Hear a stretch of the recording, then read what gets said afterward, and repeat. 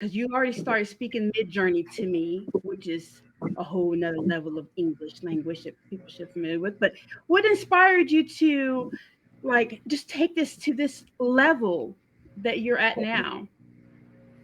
Um, I don't know. I just I'm a big fan of art. First off, and trying to bring the culture to the space.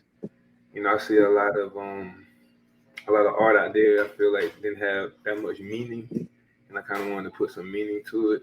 And you know, a lot of times people will tell you that AI artists they really don't work that hard, or they don't do that much work. And I kind of wanted to bring some type of sustainability to it, bring some like character to it.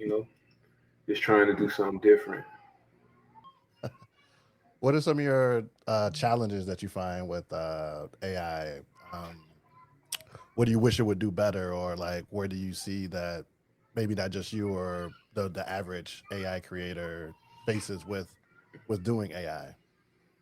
Um, well, first off, it's like a fast paced type of industry. It's forever like changing. Like every week, there's something new. It's like you always gotta be on top of what's new and what's going on.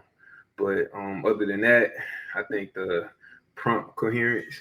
Sometimes when you make prompts, you don't get the result that you want, and then sometimes having all those different apps, just to get one job done, you can kind of stack your wallet up trying to keep up with things sometimes. But I feel like if you got a plan and you got some type of motive, it'll all work out for you. So So I know you use a lot of historical references in your videos that I've seen online, and they are phenomenal. The attention to detail that you have, both in the subject as well as in the background, and how you have an ability to blend those two things together, I know is a challenge because I use Midjourney and I also do some AI video as well. So I'm wondering, how do you choose your historical references in each of your videos? Because they're each very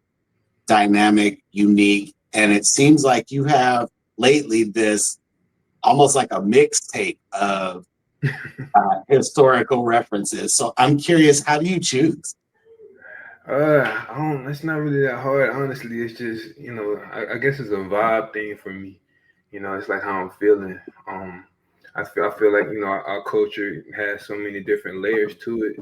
It's just got a limited range. So it's just I guess like sometimes I think about things when I was growing up in the 90s, in the late 80s, and trying to like bring that to life because I know back then we didn't really have that much many things to bring our stuff to life.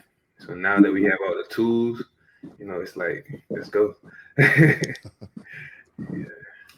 Does music play a part? Sorry, as a follow up. It does too. Yeah, I feel like that's one of the big four for me when it comes to my art. It's like your music, your purpose, the impact. All those matter. It's like I'm like a chemist when it comes to that.